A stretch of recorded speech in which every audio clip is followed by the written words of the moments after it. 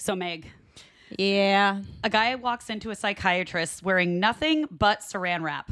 The psychiatrist says, "I can clearly see your nuts." Okay, that's a good one. Okay, that's a good one. That was from Rupert. Of course it was. I know. It's a good one. I like it. I like it. Uh-huh. That's a good one. Yeah. So today's episode is supposed to be Dyatlov Pass Part 2. Part 2, but it's not. We decided to do this one instead. We had a little bit of a schedule change, and we just decided this is what's happening this week. But Dyatlov, Because we can. because it's our podcast. Duh. Yeah. But Dyatlov 2, which is basically all of the theories on what it could have been. Right. It's the Yeti incident. The Yeti incident. So if you haven't listened to it, you should go listen to it. Listen to part 1, obviously. It was part 2 has not come out yet. No, yeah, but go listen to part 1. It's a solid, very interesting. It is very interesting. But next week will be part 2 when Yeah. we discuss all the theories and what could it have been. And I mean, it was definitely a Yeti, but I mean, I was re-listening to it, and I was coming up with new things in my head as I was listening to it, even though we have already finished recording and did all the theories we thought.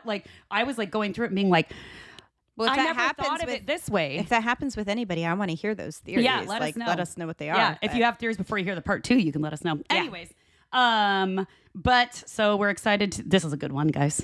We had so much fun. I mean, that's why we made the schedule change, because we just wanted to get it out there to you guys, because it was so good. So hang on to your butts, as Meg says. Hang on to your butts. It's going to be a good episode. Yes. Hello and welcome to Lunatic Soup, the podcast where we go into all things wild, weird, and unknown. We're your host, Meg. And I'm Raina, ready to brew up some lunatic soup. Let's go.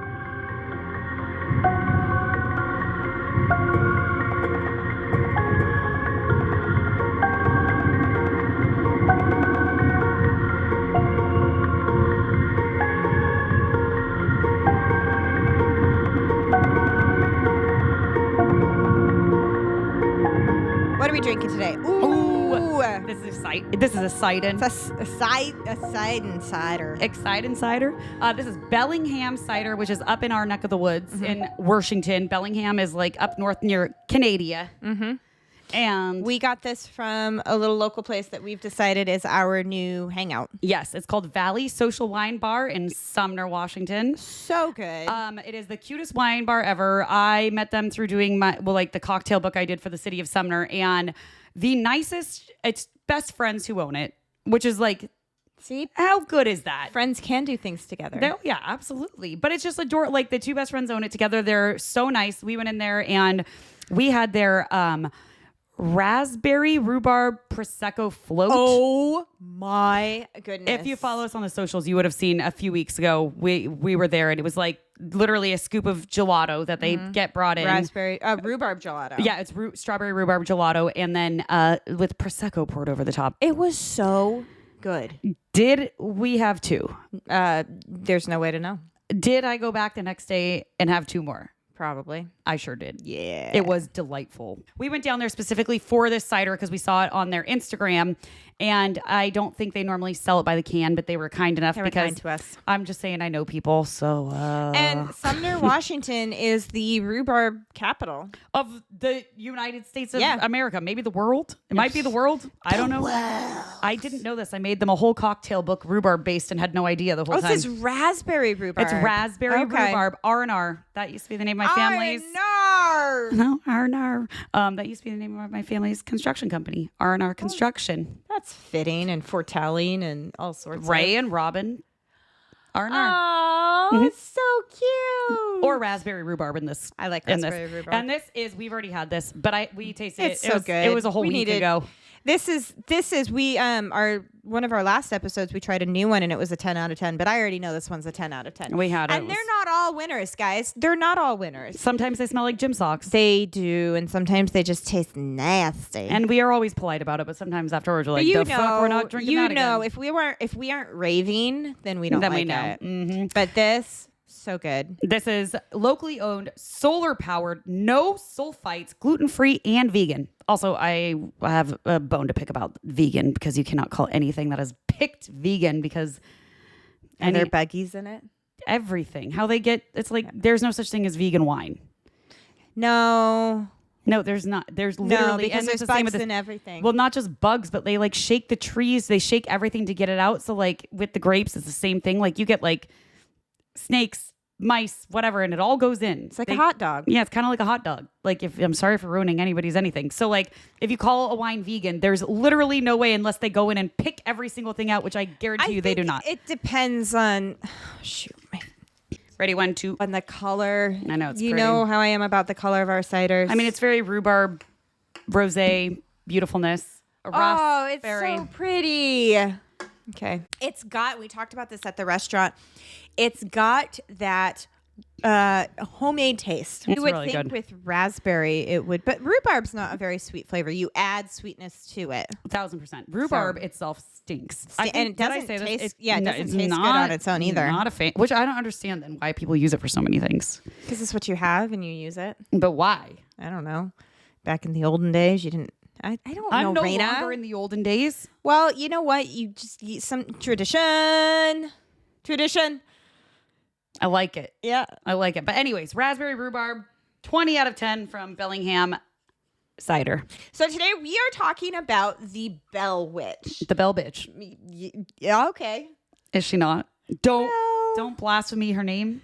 No, you can blaspheme. I think she would want you to blaspheme it. Okay. Yeah. Have you heard of the Bell Witch? Only from you say. I've heard you say it. Then I think I've seen like a TikTok about her maybe, but like so not really. This is fascinating, and it goes so much more in depth than I could have ever possibly imagined. Bell Witch, or the Bell Witch haunting, is a southern United States legend from the 19th century centering around the Bell family. Okay. It's in the South, man. You had me at Southern accent. I mean, why not? I love it. This story is unique because there are probably hundreds of witnesses to this haunting. Okay. A farmer named John Bell and his family resided along the Red River near a town currently known as Adams. This is in the northwest part of Tennessee in Robertson County. Okay. Do we have any listeners from Tennessee? I think we do. Do we? I don't know. I don't know. We should look at our little thingy-majig. We should. John Bell was a very high regarded member of the community. He was said to be a generous and hardworking man and a, quote, good Christian man. A good Christian man. Usually that means they're not. Yeah, that usually is what that means. The legend goes that from 1817 to 1821, the Bell family and the local area came under attack from an invisible entity that could speak, change the physical environment, and possibly even shapeshift. Jesus. Some stories say that the entity was clairvoyant and able to communicate telepathically, and that the entity could also travel through space and be in two places at the same time. Wow. Or go back and forth. Like there's stories of it hopping the pond and then coming back and reporting on things that were checked out later. Okay. Hopping the pond is in like London. You sound like you're from London. Damn. Okay, I mean, I guess if you're a spirit entity, that's nothing. You do you. Yeah. You can just pop down wherever you feel like. Okay. So a lot of this information comes from an authenticated history of the Bell Witch from M.V. Ingram. Okay. And it is told of the story of a poltergeist named Kate. This is because the entity liked the name Old Kate Bat's Witch. Oh. And we'll go, because Kate is a real person. So we'll go into that. After they started to refer to the entity as Kate, it seemed to like it, so they they continued. stuck with it. Yeah. Okay. So Kate Batts was a grouchy neighbor, always starts with one of those. And it was a neighbor of the Bell family. And it was believed that John Bell cheated Kate out of a land purchase. No one quite knows for sure, but they're thinking that that's where this rift started. So who was Kate Batts? Paint a picture. I get some Hannah Karana vibes from this. She a grumpy old witch. A little bitty. A grumpy old bitty.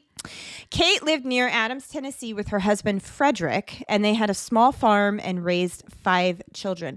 Her husband had a tree fall on him Oh dear. and paralyzed him from the waist down. That's not good. So this was farmland. Yeah. And she was a woman with 5 children. Oh, she dear. really didn't have a choice but to take over everything. Because if her husband couldn't do it, who else was Yeah, going she to? had Until her to. children We're grew old bigger. enough. And I'm sure they did plenty of shit that Right. they had to help her, but yeah. But Kate, she took it on, right? Good for her. You got to give that to I mean, her. you don't have a choice. You don't have a choice. Yeah. I mean, I guess a lot of people would have just not, but she wasn't that person. She was said to be a fiery redhead and a, quote, large eccentric woman. She was rough and tough, man. I love a feisty Rough redhead. and tough. She was very hungry for attention. Oh dear. She made a scene wherever she went. She was an angry elf. She was call me elf. One more time. She was known for confronting people, arguing, and loudly addressing those around her. Okay. We know a couple people like that, right? Yeah. More or less. I mean, Not like super. not like bad. But Yeah. like, you I know. mean, in general. Yeah. I think we'd call it a Karen nowadays. Oh, yeah. It'd be a Karen. Yeah. I would say. There was some rumor that she was a witch. I mean, get in line at this time period. Okay. Any woman who was, out of the ordinary was considered a witch, right? Yeah. Kate and Frederick were neighbors with the Bell family. And while John was a very prominent member of the community, he did have someone who didn't like him. And that was Kate Batts. Oh dear. Uh-oh. So, like I said, she was a large woman, but not in like she wasn't super tall or she wasn't like fat or anything. She was just extremely muscular. Oh. One report portrays Kate's arms as being, quote, as thick as a young man's thighs. We got some really good descriptions and quotes in this episode. Was she out there lifting logs? It must have been the log. She lifted The that log. tree. She was using Yeah. them as the pump it up. Pump it Pump it up. Damn. I think we went 2 different songs there, but that's Yeah. fine. Where were you going? Pump it up. No. What was I doing? Pump it up. Oh, Pump, yeah. pump. Yeah. Two different things. Yeah. That happens to us a lot. Yes. Same thought. We are 2 different people in every way, shape, and form. Yeah. That's what makes it work. Is it? I think so. Okay, good. I'm having fun. Are you? But we're enough. Yeah. But we're enough alike, though. We have enough in common to be friends. That's true. Well, obviously. Obvious. Okay. Anyways, back to Kate and her big arms. Kate was very grumpy. Oh, shoot. And after having to take over everything, she got grumpier. I relate. Kate always argued specifically with men, and she constantly accused them of trying to screw her out of property. I get it. At that time period, when you're a woman trying to run property, I want to say Kate would be me, who just did not tolerate men's bullshit or their misogynistic shit. There were those she people. was a woman ahead of her time. 1000%. And she so maybe that makes me sad for her if she was labeled that grumpy. She was obviously a hard worker. She had muscles like that. That bitch is getting shit done. She's not sitting there kneading bread. Not that there's anything wrong with that, but respectfully. I mean, that is a lot of work. It is. It is a lot of work. But she's not there folding laundry all day. Right. She probably had to do that plus Plus everything else on her farm. lifting logs. Yeah, and owning a farm or a lot of property Feeding is a lot of work. Horses. And 5 kids. Five kids. 5 kids. I would be an angry elf too. If my husband left me where I was changing his diapers and then he's paralyzed from the waist down, I'm assuming. But to be fair, he didn't leave her. He had a tree fall on him. Yeah, but what if it was because he cut it the wrong way, being a dumbass, resentful? I would be. I would be. Yeah.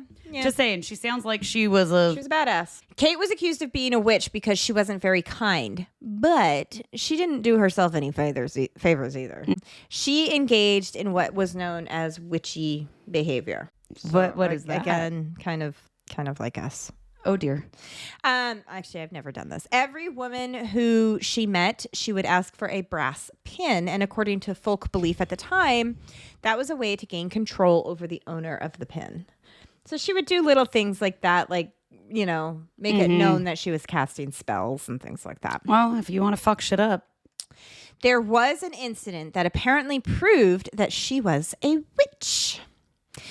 One thing back then was that a witch would spoil farmers' butter. Now, we've never talked about that. Okay. But we've talked about them spoiling beer. Remember, we've talked about that in past episodes. I don't know that I remember that, but that is offensive. Very offensive. We don't spoil beer. We don't spoil or beer. Butter. Or butter. Butter. Butter's Everything's just as better important. with butter. Everything's better with butter. A little bit of salt on that. Oh my Mix in some God. chives. That's we had my truffle. compound. We had truffle butter last down week. at Valley Social where we got this good old cider from. We did a butter board, which I also have in my cocktail book. Remember I did that butter board?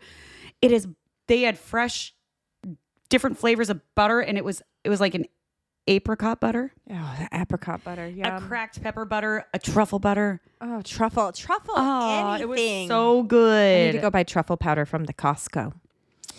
So a girl around Kate was trying to churn butter, and after churning for 2 hours, it wasn't turning into butter. And so she decided that this was due to old Kate.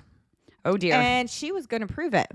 So she took a fire poker and put it in the fire to get it hot, and then plunged it into the butter, or to the cream, and curdled the milk that was in there, right? The milk, not cream, whatever. Yeah, milk. Well, Milk, it's milk cream. It's all the same. It's how it separates. Yeah. So she made some sort of excuse and went to visit old Kate. When she got there, she found that Kate was nursing a burnt hand and claimed that she had grabbed the wrong end of the fire poker. Ruh-roh. Now, remember that Kate said John Bell cheated her out of land, right? Yes. Kate publicly shamed him for 5 years, and she wouldn't give up. Eventually, after all of the Bell Witch incident, it was proven that John did cheat her out of land, and he was excommunicated from his church for, quote, coveting his neighbor's land, which was very bad at the time. And he was actually excommunicated. I mean, also, like, he gaslit the shit out of that lady and made her feel like she's insane. And come on. I mean, no wonder she's so fucking grumpy. Like, people are fucking with you like that? No, it's I mean, any decent person, if either a husband or a wife gets incapacitated in any way, the community should step up. 1,000%. She was gaslit, and he didn't help her at all, which, if you're a neighbor especially, you help your neighbors, right? Well, you hope so. You hope so. But I don't know. I think we both have dealt with some crazy neighbors, so you never know. That's true. That's So back to before the haunting, Kate and John bickered like nothing else. And they had open conflict in their church, open conflict around town. And the conflict that happened at the church may have not been a big deal, but because it's where this whole saga started, because the haunting started soon after, some say that maybe Kate was behind everything. ruh-roh. So Kate never missed a day of church, but she was often very late, and she was said to be the loudest in the church. So she was the loudest one shouting amen. Amen. Amen. Sweet baby Jesus. Sweet little baby Jesus. Little baby Jesus in your little golden throne with your golden diaper. Name the movie. Talladega Nights. Yeah. Yeah. Rick Bobby. Rick Bobby. Got real nice. I got it at Target. That's when you can quote more than me. I don't know all the quotes. Yeah, I can quote that but one. I know what it's from. That's like one of those a second. Sweet baby Jesus. You're a little baby manger. During one of these services, it was getting pretty heated. We're in the South. Mm-hmm. We're at a Christian service. A lot's going on. It was a service about repentance, and one of the parishioners was very moved, and he burst out of his seat and started rolling around on the ground, repenting. Okay. I'm not making fun of it. It's just what happens next is absolutely hilarious. We're not making fun of it, but we're going to laugh about it. But I'm going to laugh. So the congregation took this as an opportunity and fell to the ground around him. Everybody's praying. The man in the middle is asking for forgiveness. Thanks. Everyone's around him praying and shouting, and a lot of amens and hallelujah and all that all the stuff. things. Kate was late. God damn it, Kate. As she does. And she entered the church. No idea what's going on. She just entered the church. She sees the scene, the man in the middle, a circle around him, everybody shouting hallelujahs and praise the Lord and all that stuff. She breaks the circle. Oh, dear. She strolled into the center of that circle. It was said that she flipped her skirt up over her shoulder. Oh, dear. Plopped her ass right on that man and sat there. And started speaking in tongues louder than everybody else in that church. Was she trying to, like, unpossess him or something? The man, of course, was stunned. Oh, the man was too stunned to speak. He snapped out of his repentant state pretty quickly. And he was quoted saying, Lord, save me, sweet Jesus, lift Satan off me, or I will surely sink down into eternal torment. I'm going to need you to say that one more time for me. All right, ready? Yeah. Lord, save me, sweet Jesus, lift Satan off me, or I will surely sink down into eternal torment. Kate refused to get off of him. Oh, God damn it. You're not doing yourself any favors. She was told by parishioners that she was suffocating the man, and she was quoted saying, "Let him suffocate, preacher. I am helping him get closer to the Lord." I love this woman. I really do. I'm helping him get closer to the Lord. I'm helping him get closer to the Lord. How is there not a movie about this lady? Maybe we should make one. It's our We calling. should. Oh, dear God. So some of the parishioners started leaving at this point, not because they didn't want to leave church, because they were laughing so loud that they had to okay. I'm helping him get closer to the Lord. The Suffocation. The man that she was sitting on started calling her a witch. He's like, "Get off of me, you witch." And Kate didn't deny this. She cursed the man by saying, "Witch am I? Then let me offer you a witch's affection. You may have your land and riches, but just wait and see what sad changes shall soon descend upon you, and more than you, upon the bells." Oh, I was about to ask. So he's not a bell. He's not a bell. Okay. He was just a man trying to repent to the Lord. And he got sat on by a woman, by dear old Kate. And she was a very muscular woman. Very muscular, but not. They said she wasn't fat, just muscular. So you know. They said she was about 200 pounds, which Okay. that's a. Well, that depends on your height too. Like you could 5 foot person, 200 pounds, they're going to be larger. But she was muscle. 5'7". That's that could be very normal size. She was muscular. She squashed him like a mashed potato.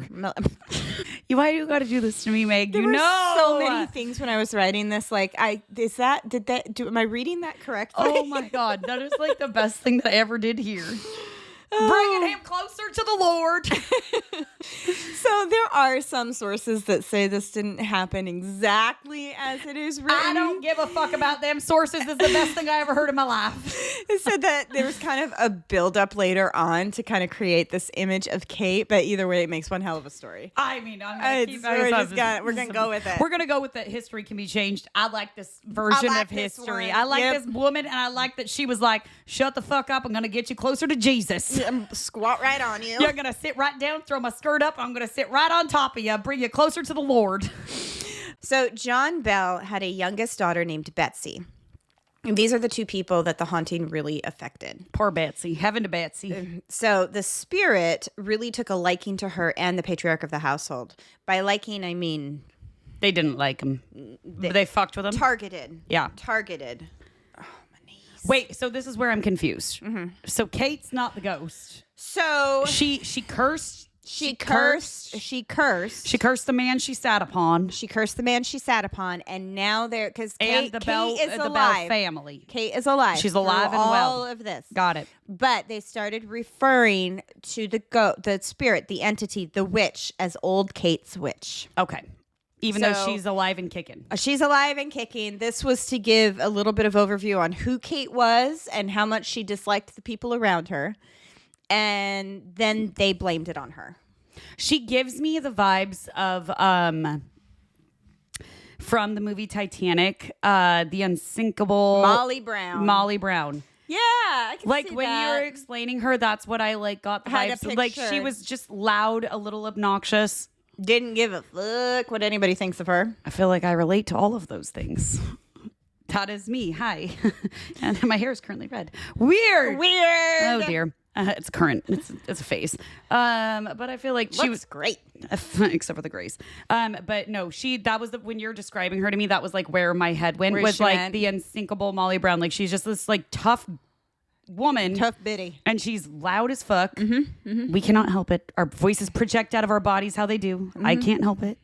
But yeah, and doesn't give a fuck. She's not standing down to no man. No, she is not. More power to her. I respect it.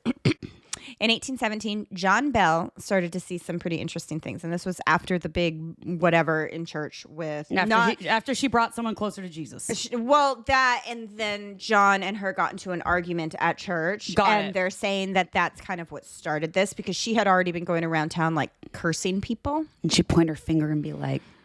May you have chicken pox! like it's from Akatar 2 when like Nesta. Oh yeah. She like points at the king and just like. I was thinking practical magic. Chicken pox. And they're like, So 1817, John Bell saw an apparition of a creature he described as a dog with the head of a rabbit. He tried to shoot it, obviously. Duh. And it disappeared into thin air. okay. His son was out with him in the woods and saw a bird sitting on a fence, but he said it was extraordinary in size. Some relate it to like a thunderbird, like that Oh, big. like a big. Like can lift a whale bird. Betsy, around the same time period, said she would see a girl in a green dress swinging from a limb of an oak tree. And this apparition of a girl in a green dress was reported numerous times around the Bell farm. Now, did you know that the color green was associated with the devil? No. What color do you think of? Red. Right. And green used to be the color associated with the devil or like fairies or gremlins, little things that would carry you off. That's funny. I could see fairies, obviously, and gremlins I could see, but like not, dang, well. So green was supposed to be the color of the devil's hag, and that didn't change until the early 20th century when red started being associated with the devil. But think of like in ancient paganism, you've heard of the Green Man. Yeah, it's funny. Well, I think it's also just funny how history changes things. Or like, who decided that? Well, like when we talked about leprechauns, that all changed. Like the colors went from green to red. Yeah, no, you're right. They did. And it was based on basically authors at the time writing about folklore and stories. But I feel like there's something deeper. I feel like dun. government cover up. That's where I'm going. Or church. One and the same. Depending. So all of these things were mild, and possibly not related. But when you put everything together and when you know what's coming, they kind of all... Okay. It kind of is leading up to something's happening. So Dean, who was a slave on the Bell family farm, all the people we're talking about, unfortunately, had slaves at the time. Yeah. And he said that he would have a large black doll follow him around at night with glowing eyes. I don't like that at all. I mean, it could be Hecate. She has the dogs. But I don't think they're talking about Hecate at the time. Don't think they're talking about Hecate. Like that you're talking about the like god. The goddess. Goddess, yeah. Hecate. Yeah, no, I don't feel There's like that's... There's 1,000 different ways to say that, so whatever. Hecate, I know it as Hecate too. That's how I've always said it. Yeah, but no, I feel like that's... I don't like it. John... Oh, where did I go? The strangeness continued into the Bell house, and as they were inside their home, knocking started to be heard on the walls and the front door. John assumed that Kate was sending her slaves over to the Bell house to taunt them, and he would run out trying to catch them, and he would see glowing red eyes and nobody there. So he was never able to find anybody. When the family would be asleep at night, they would hear what they described as gnawing on their bedpost. I don't feel like that's what gnawing is. Like That was a terrifying sound. it's my twofers. That's what gnawing is, isn't it? Sounds like a growl. Like that? I don't know. I don't know. I don't have some wood. I'm not a beaver. We're not going to get hired as Foley artists anytime soon. No, we're not. 20 out of 10 That'd be not. a really fun job, though. It would be. Holy I follow crap. someone on TikTok who does it, and it's Yeah. like very cool. That'd be really fun. Yeah. I would like that. The children would become scared when their sheets would be pulled above their heads by something unseen. They would just kind of have their sheet pulled above their heads and pinned down. That would be terrifying. would be afraid too. That would be I'm not terrifying. gonna lie. So the hauntings started becoming more physical when the children reported that their hair would be pulled or skin would be scratched by something invisible. Yeah, I could see that. It seemed to target Betsy the most, and she said that she was slapped, pinched, and stuck with pins on a regular basis. She once had her hair yanked so hard that it pulled her out of bed. And this happened multiple times, and she found that if she resisted the attacks, she would get slapped harder in the face, so she just started to let it happen. So the family didn't know what to do, so they started to ask for help. So a detective known only as Mr. Williams, came from Baltimore to Tennessee to try and solve the mystery of what was happening. And he came with the intention of the Bell family being frauds. He didn't believe in the supernatural. He thought it was all bullshit, and he was there to prove them wrong. He was welcomed in and offered a place to stay. The first night was pretty quiet. He only heard some scratches and knocks, and this furthered his idea that it was a prank by the family. Got it. Because we've heard this before. What are the twins or the sisters? The Fox sisters? Yes, Fox sisters. Yes. The second night, Mr. Williams went to sleep and was soon woken up by something forcing his chest down on the bed and pinning his arms up against his head. That'll make you a believer real fast. During this, his face was repeatedly punched. Also, And then he heard, "So, Mr. Detective, which of the bells do you think is on top of you right now?" The family heard this commotion and came in, but saw Mr. Williams just sitting there in his bed with a horrified look on his face. as you would. The voice then said, with everybody present, "Don't go blaming them. Go sit in that chair now." So Mr. Williams got up. He sat in the chair in the room, and he stayed up all night as the witch taunted him. I'd get the fuck out of that house is what I would do. He left as soon as he could in the morning. Okay. A friend by the name of James came and stayed at the house, and the Bells were hoping that he could maybe help them. And during the night when he was staying with the Bells, James was woken up by what he called a, quote, spirit just like in the Bible. I don't know. Now, Betsy at this point was about 14 or 15 years old, and she was seeing a boy who was 18 named Joshua. That's, I mean, for the time frame, that's What year was this again? like ish? 1820. 1820s. Okay. The school teacher was named Richard, and he was in his early 30s, and he decided he liked Betsy. Oh dear. Gross. His name was Dick. Yeah, it was. So one day the school teacher was walking down the road, and he was smacked upside the head by an invisible hand and told, quote, "Betsy and Joshua will soon announce their engagement. You must act now before it happens." The school teacher replied, "But why would I do that?" And the entity said, "Because you love Betsy Bell." Ugh. I don't like that. I don't like it. I mean, different time, but still. But also, like, School teacher, old. how old? She was 14 or 15, and he was like in his early 30s, like 32, Yeah, no, 33. that, Gross. But also, like, the ghosties telling him to do it, supposedly. Well, this is said, we're going to get more into why maybe Okay. the ghost was doing this. Spirit, entity, witch, whatever you want to call it. I'm not going to go for witch. I don't like it. That's what they're calling it. Rude. The witch hated Betsy. And it was thought that she knew Betsy would have been happy with Joshua, so she got involved in her life to Okay. try to push her towards Richard. Time passed, and the town was at the Bell property for a gathering. Joshua, the 18-year-old, stood up and clanked his glass like he was about to make an announcement. And before Joshua could say anything, the witch interrupted, and everybody heard it. Everybody could hear this seemingly invisible voice. Okay. Right? No, they didn't know where it came from. And it said, "Please don't marry him, Betsy. If you do, I will follow you wherever you go. Don't marry Joshua Gardner." So Okay. news was spreading pretty quickly throughout the area that there was a witch. At this point, the witch was focused on the emotional life of Betsy, but was physically going after John, the father. Yeah. John was being physically punched in the mouth, and he began experiencing strange sensations in his mouth, like it was becoming paralyzed. There was times where it would just be for like a short amount of time, like minutes, like 10 Yeah. to 20 minutes. But then he could hide it at that point. But then it started being like 10, 12 hours where his tongue wouldn't work. It would be like seized up in his mouth. Interesting. And he would have this paralysis in his face, and it would last hours, so he couldn't hide it anymore. He said that sometimes it felt like there was a double-pointed stick or knife sitting sideways in his mouth, piercing him, and he began to have a fungus grow on the back of his throat.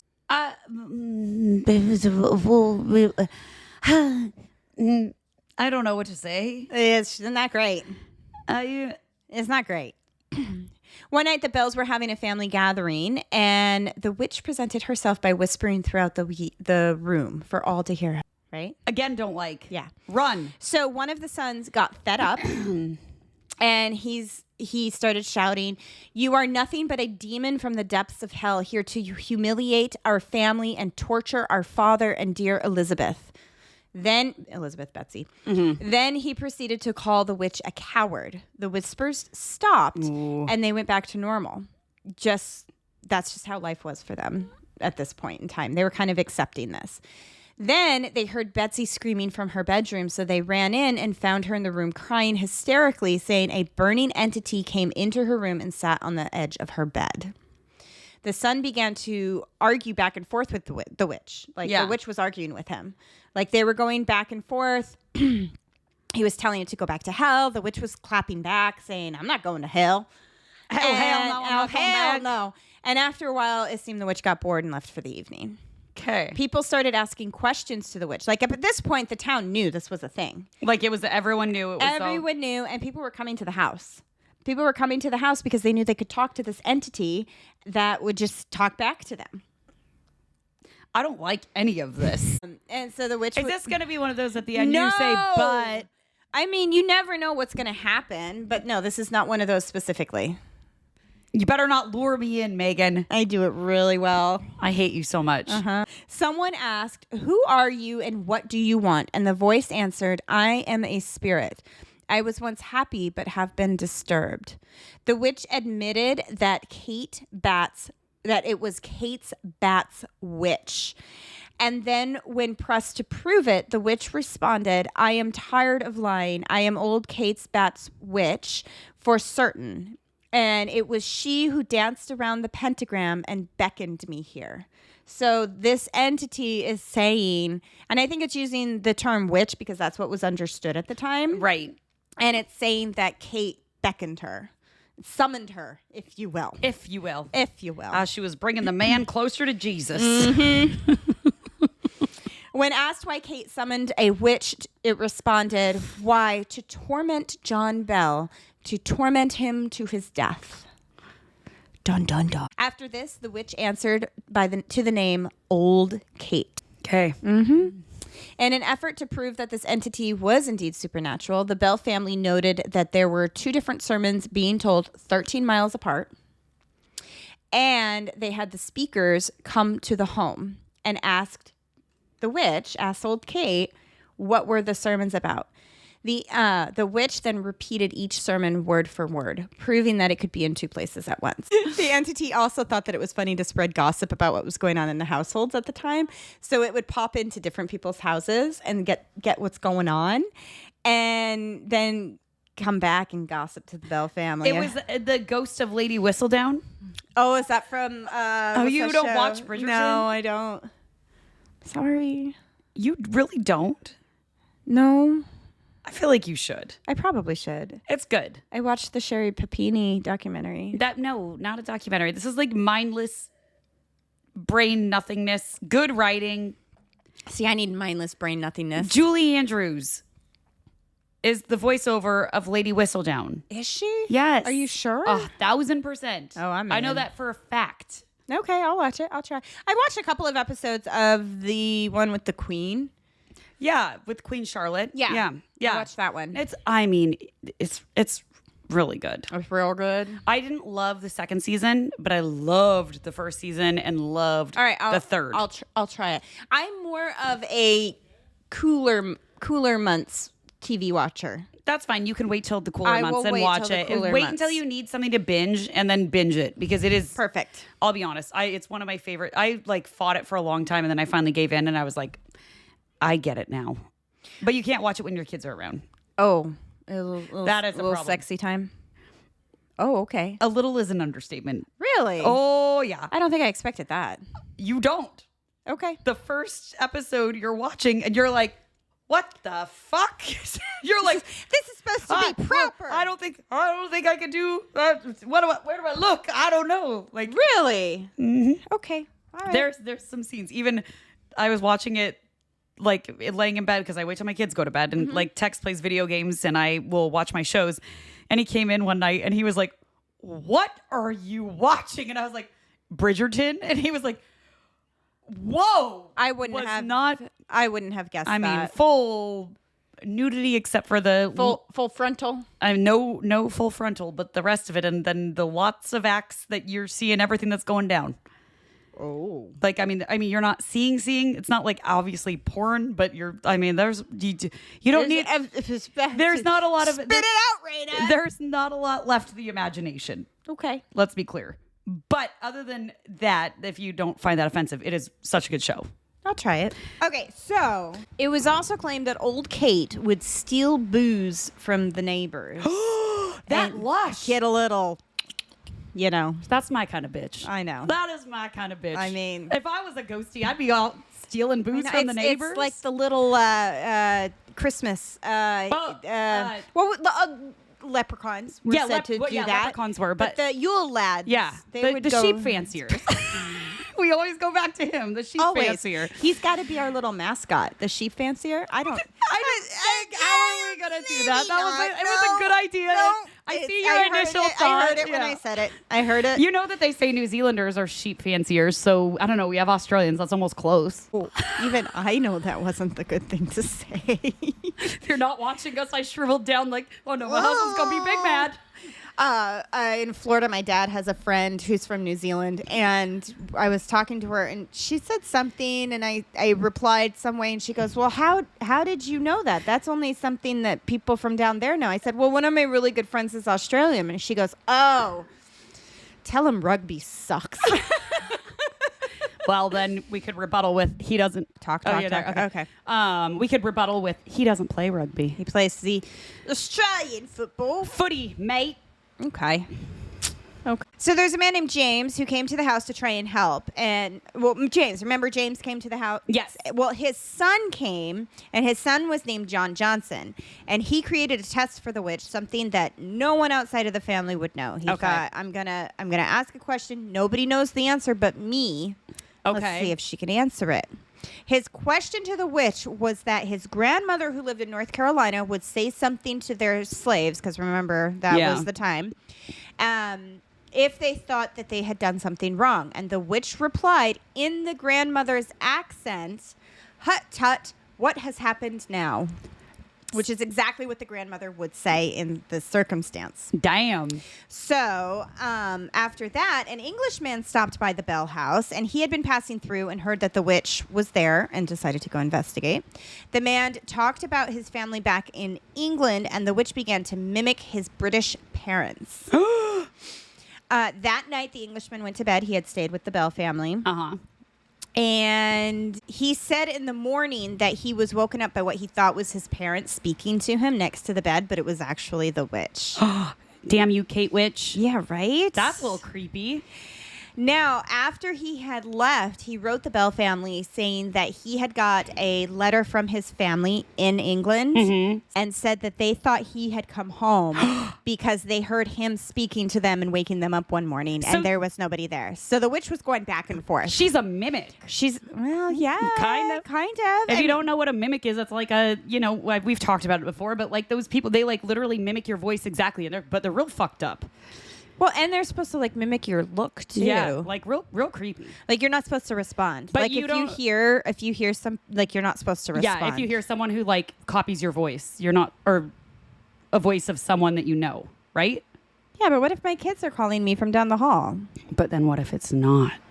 Well, I'm screwed then because I'm gonna respond. I think that I'm gonna just use that from now on when my kids are annoying me and I hear them yelling and be like, "Sorry, I can't respond in case you were a mimic."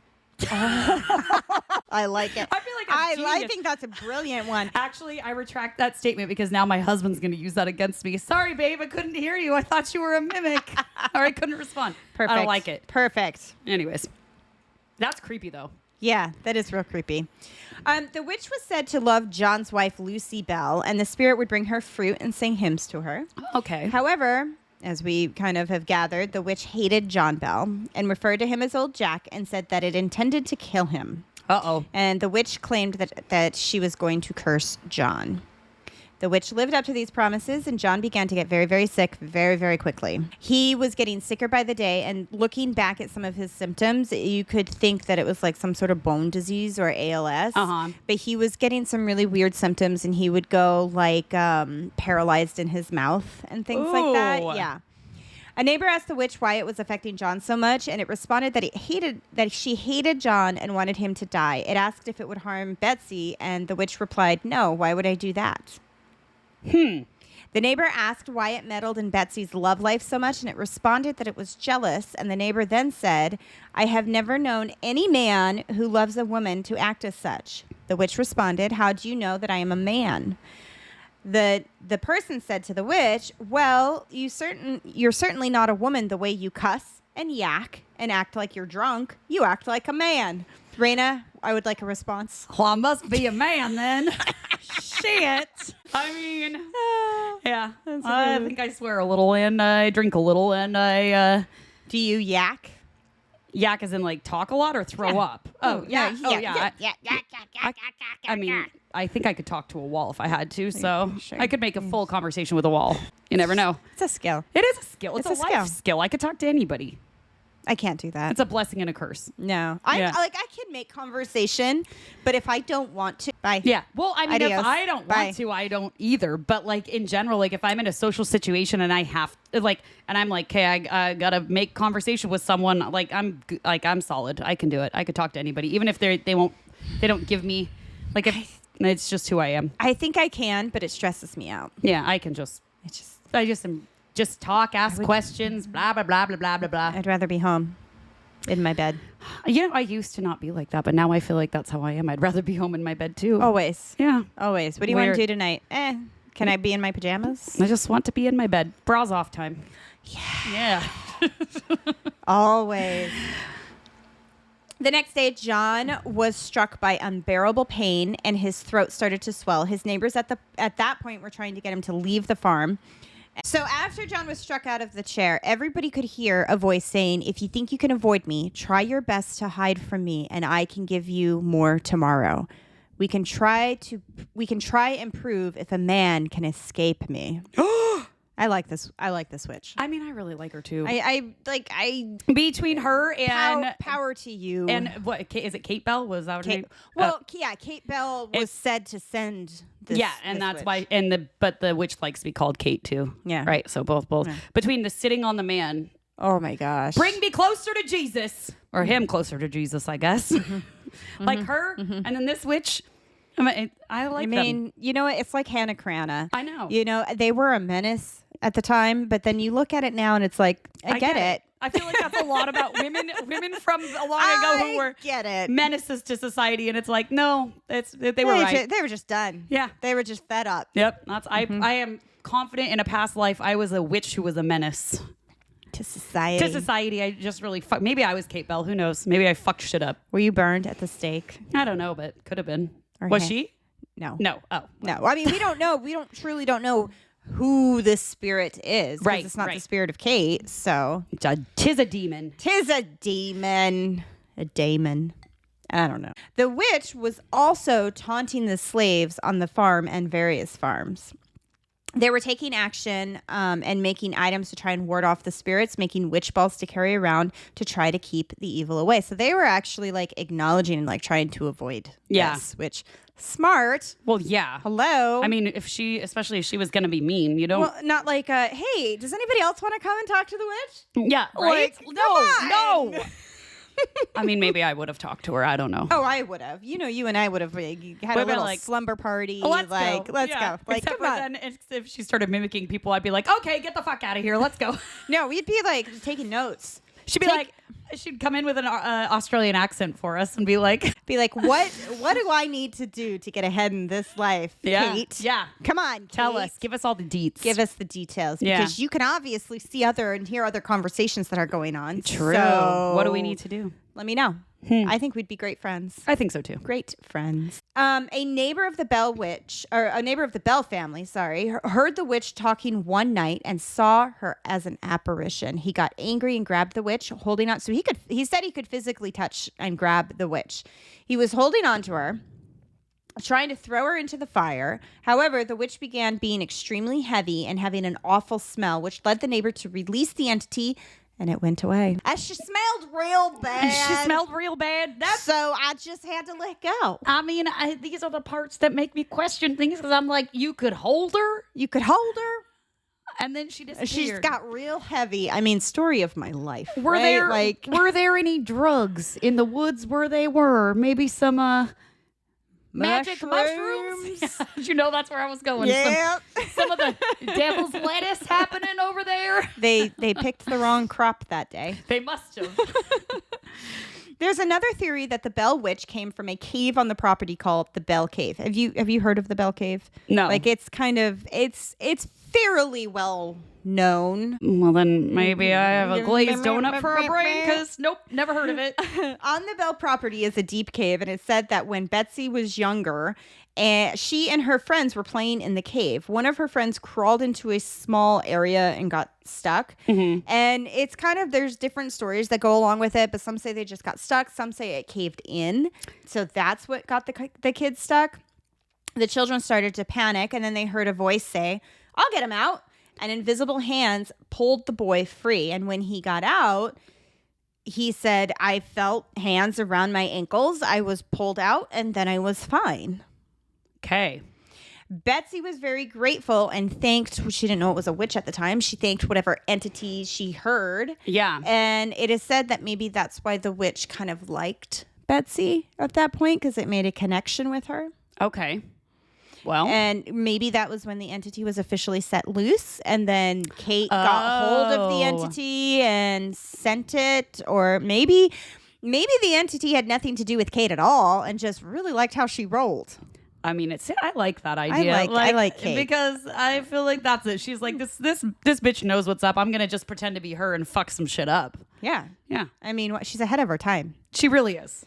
Maybe she was from our time and went back to that time. Time traveler. Time traveler. Ooh.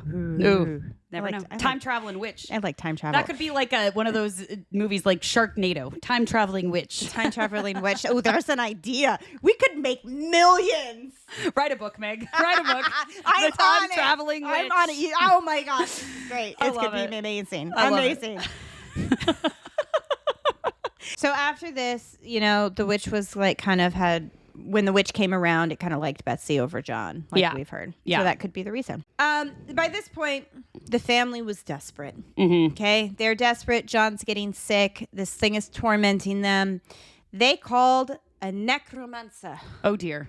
Named Dr. Solomon Mize. You know what a necromancer is? Talks or like tries to bring people back from the dead. I think so. I think there's more to it than that, but that's kind of the gist. When you hear it, that's what you think. Yeah, that's like the base. Yeah. So he was said to be a bearded little fat man with theatrics. Oh, do you think that maybe a necromancer also at the time was like a medium? Like where they probably could talk to the dead, like bring them back. Do you know what I'm saying? Something to do with the dead. Yeah, like maybe like it's not what we would necessarily call necromancer. I mean, I guess continue with the story because I don't know where you're going with this. It's going to be great. Oh, I can't wait. Buckle up. Okay, hold on to your butts. Okay. Holding. So Dr. Mize referred to himself as a wizard. The Wonderful Wizard of Oz? Kind of. Oh my God, that's the time traveling witch. It could be like from Wicked kind of vibes. Anyways, continue. Go. I've never seen Wicked. Wait, we're not even going there. I can't with you. So he brought a small wooden windmill that was said to spin when the witch would come by, and a special liquid that would turn colors when it came by. This, of course, was all bullshit. But okay. He's, he's trying to make a living. Oh. The witch was silent for 3 days. Oh, she was like, fuck you, Mr. Wizard Man. I like it. Dr. Mize said that he was so powerful that he intimidated the Bell Witch. Uh-oh. Why do I have a feeling this isn't going to go well for him? Dr. Mize took a shotgun from the Bell family that no longer worked, and he said that it didn't work anymore because it was hexed. So he cleaned it and fixed it until it worked, and he said that it only worked now because he removed the hex. That sounds suspicious. Real charmer. The 4th day that he was at the house, the witch made herself known. It appeared behind the wizard and said, "Boo." I love how she rolls. I'm just saying. Really a fan. The wizard jumped off the ground, scared. It's like a cartoon character. And that's what he sounds like. Kate the witch got a real kick out of this and then started taunting him. She called him a piece of dog shit and compared him to an uncooked sausage. Sorry. Uncooked sausage. Which I like because, a cooked sausage it'll be firm and shriveled. This is like, think about, it's like a limp. Wait, the hand movement. Like a flaccid sausage, if you would. A flaccid sausage. Like the dick in the box. Like Richard. His name is Richard. I forget.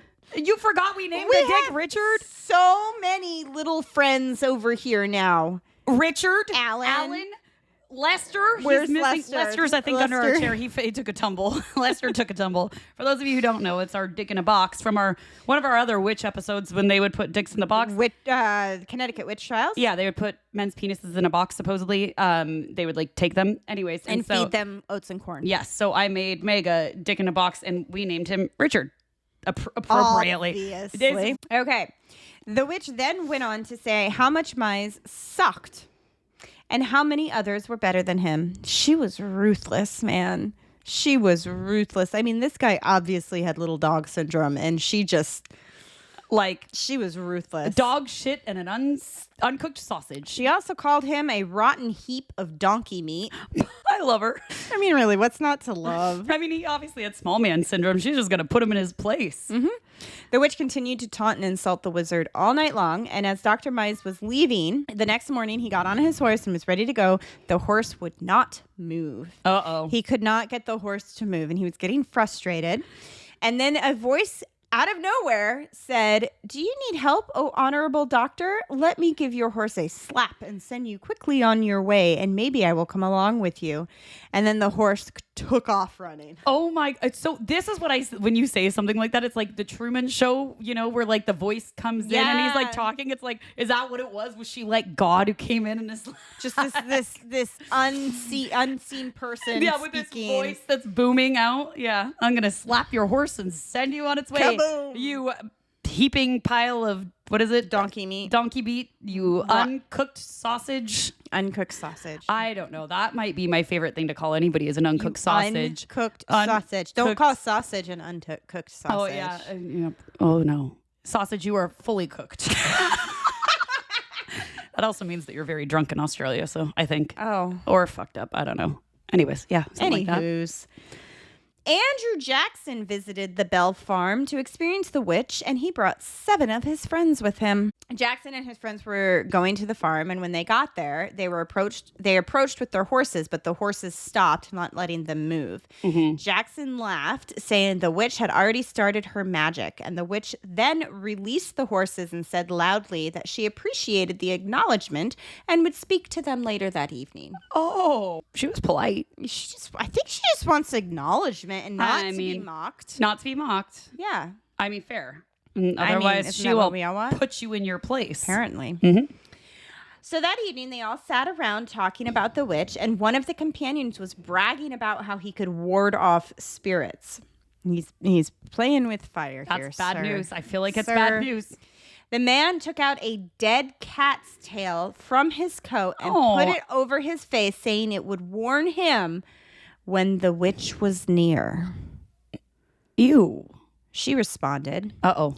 She says, "General, I am here as promised and ready for this business. And that business would be this meeting.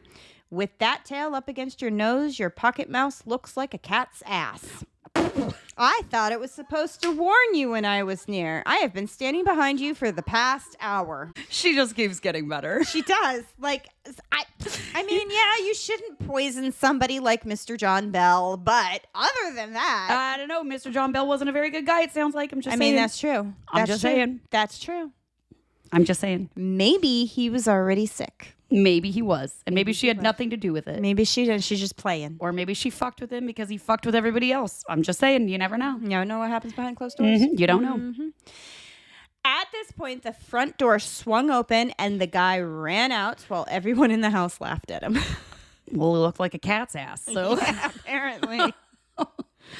That evening, John had a massive seizure and he ended up in bed for 2 months, dying painfully. A doctor came to the house and couldn't diagnose what was happening with John. So he went into the kitchen to look around and found a black potion. The witch then appeared to the doctor and said that she had been slowly poisoning John. Naturally, the doctor fed the potion to the cat to see what would happen, and the cat immediately died. Oh, dear. Okay. Then the doctor said there was nothing he could do. So they bring a doctor to the house. He poisons the cat. Mm-hmm. Says, "I can't do anything for you," and leaves. Mm-hmm. And probably charges them a butt ton of money. I mean, most likely. Most likely. Because John died later that night. Oh, shit. Well, Damn you, doctor. During his funeral, mourners were singing and the witch interrupted them. She said that she didn't want them singing for that poor sorry sap and like literally couldn't let him even go peacefully. She just really didn't like him. She really didn't like him. Wow. Which makes me think there's something to the story that we don't know that John did to her at some point. And that's what I'm saying. There's something else going on because for her to have this vendetta against him to this, just him. I mean, yeah, she screwed with people who came to the house, but no, but she was like big mad at him. big mad. Suspicious. After John died, the witch said that she would be going away and not be seen or heard for a long time. And in the spring, Betsy Bell took the witch's advice and married the older teacher. Okay. Well, She was said to be happy the rest of her life. good for her. Yeah, I mean, Yeah.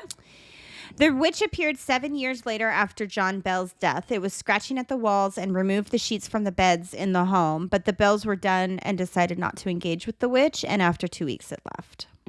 Some people think that after the whole experience, Kate the Bell Witch fled the Bell family, returning to the cave where she still resides to this day. Dun, dun, dun. Now, there are some theories that say it was actually Betsy that was behind all of this. How? They're saying that maybe she was the one who made it all happen, did the scratching, made her dad sick, all this stuff. But I don't understand how, one, there supposedly was this physical entity. How would she manifest that? And unless she could throw her voice. Yeah, and, like, that's what I'm saying. Wait. But we know the Fox sisters could crack. Wait. No, no, absolutely not. No, Megan, no. Get your dog down. Put your dog down. Just Stop talking. ew. No. Blech. So that's what the Fox sisters could do with their ankles. Well, but this supposedly That was my ankle, by the way. This was a lot more than just a. This was a lot more than a pop. This was a voice like God coming out of nowhere. This was a physical entity. Yep. I mean, having the mouth of a sailor. There's no record of that. Probably not. So there's a story that the Bell boys found a grave and dug it up and took the bones from this, and that could have been the spirit. It's also important to note that a lot of this information came from the author M.V. Ingram, who wrote the book that we talked about earlier, An Authenticated History of the Bell Witch. So in the book, Ingram claims that he gathered documents and journals of the town and the Bell family and those who had involvement in the story, and he pieced the story together. But okay, so there could be a little flavor sprinkled in. Sprinkled in. Some Spice in there.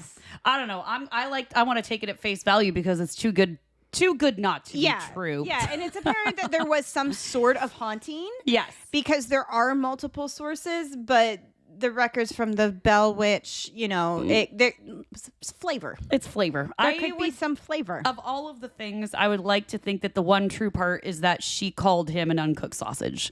Of all of the things, that is what I really hope was accurate. Also, Kate Batts, MVP, sitting on a man in church so that he could get closer to Jesus. I'll never get over that. I was unprepared for that. Right? So good. There are multiple stories and movies that are inspired by the Bell Witch story. There's TV shows like Cursed the Bell Witch, but there's also a movie from 2013 called The Bell Witch Haunting. And according to Ben Rock, a production designer, the Blair Witch Project was loosely based off of the Bell Witch story. I've never seen it, so I couldn't. I was going to say, I have seen the Blair Witch Project. It terrified the shit out of me because it was like the first of its kind like that. Do you like how it was filmed? Yeah, because it was said to be... when it came out, I remember they were saying, no, this is a documentary. Right, and it was fucking terrifying. Yeah, because they were in the woods. And I just remember with the light underneath. But I don't recall anybody being called an uncooked sausage. I mean, they really missed the mark. They really did. If you're gonna put it off of it, you better get the best parts. Get the best parts. Because that is the best parts. Yeah, maybe we should watch it. Okay. I remember it terrified me. because it is, but it is just like a documentary, and you don't ever actually see anything. It's just as like scary. It's the suspense. It's a That's suspense, what it draws off of is Yeah. all the suspense. And but was it a documentary or did it? It's not actually. I can't remember. Well, it was played off as a documentary, like that it was real, but it wasn't. It was a production. Yeah, it was a production. Okay, it's a like mockumentary. yeah, it's like Paranormal Activity, which is a movie, but it looks like it's all on security cameras. When the Blair Witch came out, they said it was real. That's That's what it was, but it wasn't. Yeah, but also like, I mean, I haven't seen it for a very long time, so I don't think you actually saw anything that was even actually scary. I think it just like made you believe that it was scary. Again, like it. Until they call someone an uncooked sausage, I'm not in. Nope. I am not in. Nope. I'm not a fan. Not a fan. But sure, we could watch Blair Witch Project. Cool. I like it. I'd do it. So yeah, that's the Bell Witch. Dang. It's a good one. I mean, I really like her. I do too. I really like her. I'm sorry. It was one of my favorites. Kindred spirits, if you will. Yeah. Bosom buddies. Bosom buddies. It's from Anna Green Gables. Oh. She and her friend Diana were bosom buddies. What does it mean? Like booby buddies? No, just like your heart. Oh, Jeez, I get thought your freaking mind out of the your bosoms gutter. are your tatas. Well, but you're in your bosom, in your chesticle region, in your heart. Okay. I just thought it was mean like we're titty buddies. Best friends. Titty slap. Oh. Well, dang. Yeah, well, if you've had, some sort of encounter with the Bell Witch or any witch or a spirit or a demon, let us know. Let us know. We'd like to hear. We want to hear it at lunaticsouppodcast@gmail.com. Or you know where to find us on all of the socials. Lunatic Soup Podcast. All the on things. Everything, or you could watch us on the YouTubes. On the You can see our YouTubes. beautimous faces Beautiful. and see good old Richard chilling back here. Yeah. And hopefully we Richard. saw you at the Tacoma Haunted Farmers Market. I mean, this is That airing was in the future, but we're in the past, so but we're it's airing time traveling. before it, but then it'll be out during it. It's fine. It's what it is. But yeah, either way. But excited to share those stories with everybody. Yeah, we're 'Cause we got excited to see some- what stories we have. We have a bunch of people signed up already, so we'll get some good stories. I'm excited to hear. I'm really I excited. hope one of them is someone's ghost calling someone An uncooked sausage. or something along those lines. Because if there's not, I'm going to be disappointed. A flaming heap of dog shit, Yeah, or a rancid donkey meat. Was yeah, that another one? yeah, something around there. something like that. Favorite thing to say. All right, well, get yourself some lunatic soup. And remember, in this crazy world, It's good to be a lunatic. bye. Bye.